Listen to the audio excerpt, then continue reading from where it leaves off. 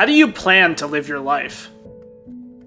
Perhaps something came to mind, a career, pursuit, or social aspiration, an achievement, or perhaps some grand purpose related to some goal or another. I think no matter how old we become, we all have to think about that question at some point. Whether we're just starting school, maybe in university, or even an adult with a stable career. Or, in my case, a kidult who knows nothing. I've been thinking a lot about that question recently. In light of moving to a new place where I know no one and have never lived, my grandma recently passed. I flew back a few weeks ago to my hometown for her funeral.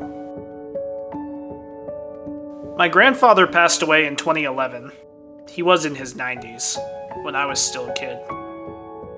And I remember some parts of his funeral, but most of those memories are gone to me now. And the remaining ones are a little fuzzier. Her death was bound to happen in the near future, albeit it was not expected to happen when it did. I was in the stages of looking for housing when I heard the news. She would have been 99 a little over a week from where she passed. If I'm lucky, I'll get to maybe around 80 or so, at least, I imagine, given modern technology, good health, and untimely events occurring. We should only all be so fortunate to reach nearly a century on this earth. But in watching my relatives and father share story after story about my grandmother, it got me thinking about the life she lived, of things that she had inherited, of plans successful and failed, and of the many memories she never told anyone that have now faded from this world. I found myself asking, how did she live her life? For the 2-hour funeral didn't seem remotely enough time to go through 98 years of her triumphs, struggles, and her routines.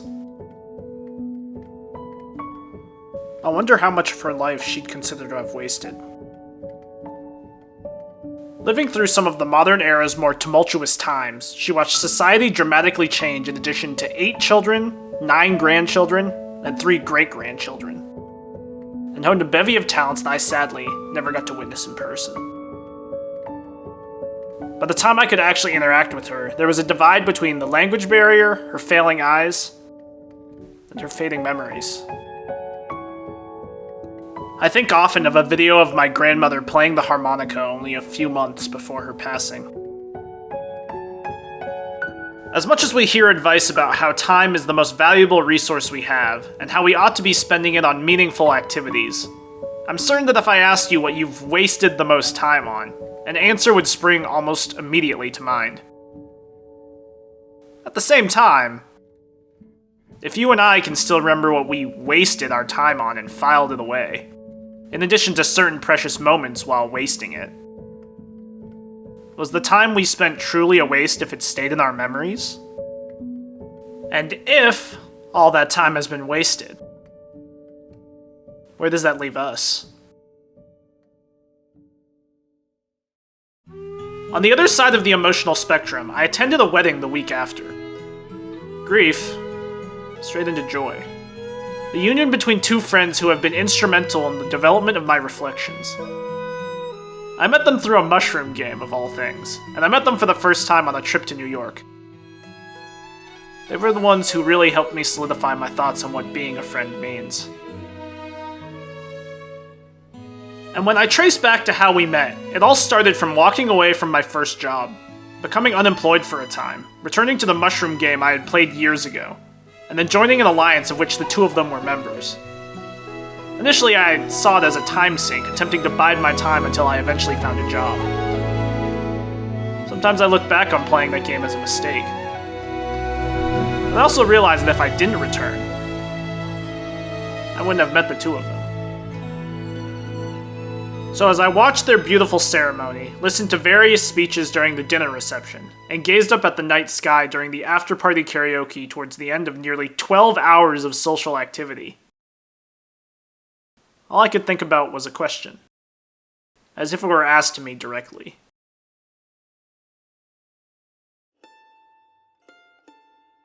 It's early November, and I feel like so much life has happened. Yet once these bombastic moments, both unplanned and planned, unforeseen and foreseen, came to a close, I returned to my 1-month-old apartment, with a gnawing realization that life goes on. The new normal was returning. Does that mean I just wait until the next big life event to sweep me along? Bide my time like I did when I was unemployed? If you watched the previous reflection, you might recall some recent life events. Another job change and another move to a place I've never been before. And with the funeral and the wedding, add in the fact that 90% of my coworkers are remote, and suddenly it's a real doozy. In my isolation, the feeling creeps up on me. Another chance to waste more time, with nothing lined up on the schedule, no friends in my immediate proximity, almost no third spaces to be in, and nothing but weeks and weeks of work ahead of me before I get a chance to be in familiar territory again. Allow me to ask you again. How do you plan to live your life? When it comes to experience, theory can only really carry you so far. For example, one can read a textbook, learn all the theories and formulas, but if they don't put it to experience in actual application, what use is it? Leading up to my eventual departure a few months ago, a question that has refused to leave my mind is one that I raised in my Beyond Journey's End video. What does it mean to not just live, but really live? And once you find that simple question out, how do you plan to live your life? To find a new time sink? To bide time waiting for the next big event? To live at the whims of someone else? Or maybe to live for something more? I feel as if I have the faint outlines of an answer, though it's ever-changing and evolving and is going to be different for every person. The second question, how do you plan to live your life, has struck me as a logical follow-up.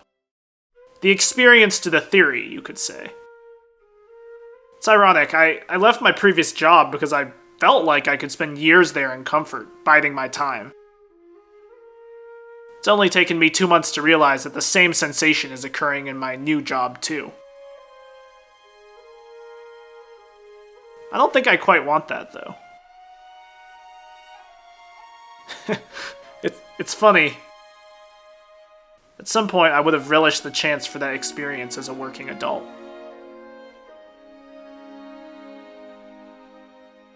In episode 13 of Frieren, the party meets Sign, a local priest.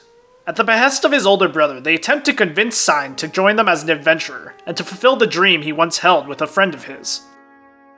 Instead of accepting, he replies, "That was a long time ago. It's too late now. I should have gone after him sooner. The only person sitting here is a loser in his underwear." 2. After recalling a lesson given to her by the man who changed her life, Frieren responds, "I'm talking about the present." This past weekend, one of my oldest and wisest friends came to visit me. An area he'd never been before, hadn't ever thought he'd visit, and was equally amused as we drove across the entirety of town in 15 minutes. "That's it?" he said with a laugh. Granted, it didn't surprise him since he's heard all about my life, and I his, for years now. We've talked multiple times every week for several years. We didn't really do too much on his visit in a traditional sense. Often when people visit, you take them to touristy locations, show them the sights, eat good local cuisine, maybe mix an activity or two, so on and so forth. I've lived in some more populated cities and towns before now, and while it depends on the person and what they like to do, I think few visits have been more meaningful to me than this past one. I asked a variety of people who have been living here for a bit, some new folks I've met over the past 2 months, and some coworkers for ideas of places to go and visit or eat at. And the most common response was, honestly, there's not much to eat, and there's not really much to see. We only did one truly distinct thing, which was looking over the entirety of the city from atop a hill and watching the sunset. So, does that mean it was a wasted trip for him? I think it's because there was little or nothing to do here from a tourist perspective that made it so meaningful to me. He chose to take a trip to come visit me. He chose to spend it talking late into the night, eating breakfast burritos, finishing the remaining 16 episodes of Frieren with post-episode discussions, taking an hour to decide on where to eat due to the dearth of options, playing games with me on my desktop, watching the Profound Up series, and gazing over the city with me as we pondered the entirety of our lives, past, present, and future.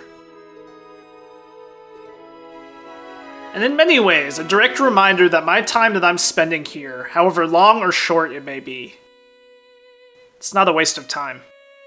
Just as I feel Sign's time in his village was no waste, even though he almost certainly should have taken action to go after his friend far earlier. But say he did. Well, he wouldn't have met Frieren, Stark, and Fern, and wouldn't have had a chance to meet and journey alongside them, to experience the adventurer's life. If I didn't walk away from my job and become unemployed, I would have never met my married friends. I never would have had a chance to celebrate their big day with them.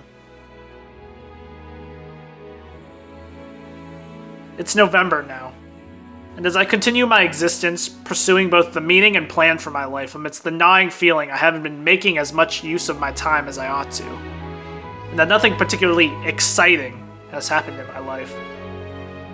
An old quote has come back to mind from Hyouka.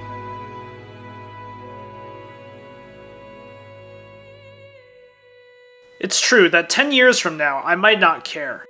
But the feelings I'm having now, there's something that I don't want to think will mean nothing in the future. After all, it's the present I'm living in. And that too is what it means to live, I think.